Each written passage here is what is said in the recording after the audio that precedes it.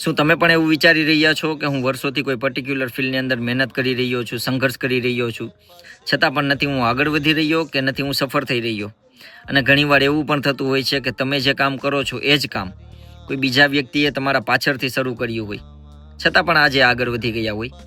તો એક વાત યાદ રાખજો ભાઈ, ઘણા બધા એવા લોકો અને વ્યક્તિઓ હોય છે જે કુદરત અને ઈશ્વરના ફેવરિટ લોકો હોય છે, જેમની હંમેશા પરીક્ષા લેવાતી હોય છે અને આ પરીક્ષા ખૂબ લાંબી ચાલે છે.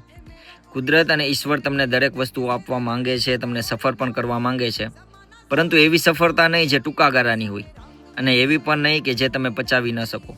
તો જો તમે વર્ષોથી મહેનત કરી રહ્યા છો અને હાલમાં પણ તમારી મહેનત ચાલુ જ છે, તો તમારી અંદર એવા ગુણો આવશે જેમ કે વિનમ્રતા છે, સારો સ્વભાવ છે, સારું વ્યક્તિત્વ છે, ધીરજ છે, પ્રેમ છે, દયાપણું. આ બધા ગુણો ધીરે ધીરે તમારી અંદર આવશે અને કુદરત કોઈ પણ વસ્તુઓ આપતા પહેલાં એ વ્યક્તિને ચકાસે છે કે આને હું જે પ્રોવાઈડ કરીશ તેને લાયક છે કે નહીં, અથવા હું જે કાંઈ પણ આને વસ્તુ આપીશ એનો એ સારી રીતે ઉપયોગ કરી શકશે કે નહીં. તો જો તમે પણ વર્ષોથી મહેનત કરી રહ્યા છો અને સફળ થવામાં સમય લાગી રહ્યો છે, તો એ વસ્તુ યાદ રાખજો કે કુદરત તમને જે આપવાનો છે ને એના માટે તમને તૈયાર કરી રહ્યો છે. તો ધીરે ધીરે તમે જે કામ કરો છો એમાં સખત મહેનત કરતા રહો અને આગળ વધતા રહો. સમય આવશે એટલે તમને દરેક વસ્તુ ઓટોમેટિક મળી રહેશે. જય શ્રી કૃષ્ણ.